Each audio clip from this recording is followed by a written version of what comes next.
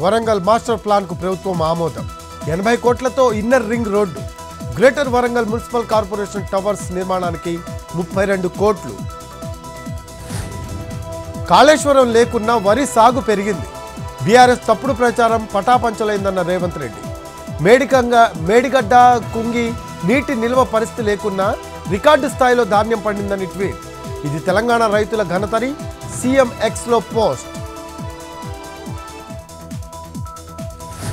Musi DPR రావడానికే 2 ఏళ్ల సమయం పడుతుంది ఎలక్షన్ మూడ్లోనే ఓ ఏడాది పోతుందన్న కిషన్ రెడ్డి మధ్యలో ఉన్న ఒక్క ఏడాదిలో ఏం చేస్తారని ప్రభుత్వాన్ని ప్రశ్నించిన కేంద్ర మంత్రి కేటీఆర్కు కౌంటర్ ఇచ్చిన మంత్రి కొండా సురేఖ తప్పు చేశారు కనుకే జైలుకు వెళ్తానని అంటున్నారని కామెంట్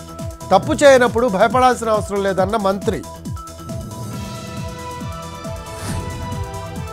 రేపు 6వ రోజు ఏపీ అసెంబ్లీ సమావేశాలు సభ ముందుకు ఏపీ పంచాయతీ సవరణ బిల్లు 2024 ఎన్టీఆర్ హెల్త్ యూనివర్సిటీ సవరణ బిల్లును ప్రవేశపెట్టనున్న మంత్రులు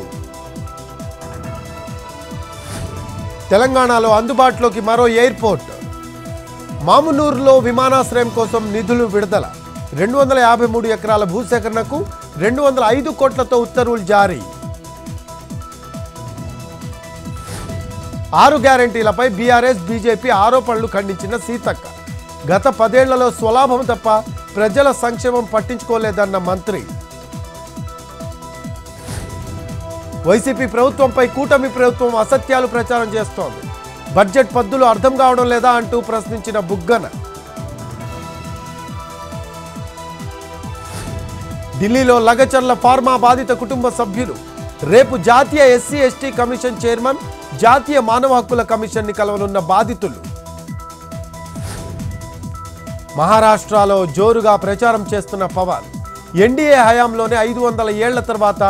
రాముడికి తన స్థానం దక్కిందన్న డిప్యూటీ సీఎం ప్రాంతీయతని విస్మరించని జాతీయవాదం జనసేనాదని కామెంట్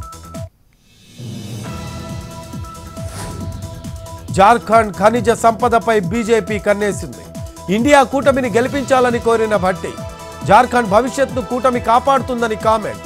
అధికారంలోకి రాగానే 7 హామీలు అమలు చేస్తామన్న డిప్యూటీ సీఎం రేపటితో ముగియనున్న మహారాష్ట్ర జార్ఖండ్ ప్రచారం చివరి రోజు విస్తృతంగా ప్రచారం చేసేందుకు నేతల ప్లాన్ వింటర్ సీజన్ కావడంతో బద్రీనాథ్ ఆలయం మూసిన అధికారులు ప్రత్యేక పూజలు చేసిన తర్వాత డోర్స్ క్లోజ్ చేసిన అర్చకులు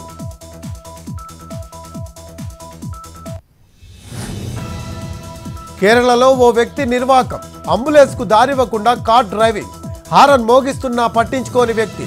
2.5 లక్షల జరిమానా విధించిన కేరళ పోలీసులు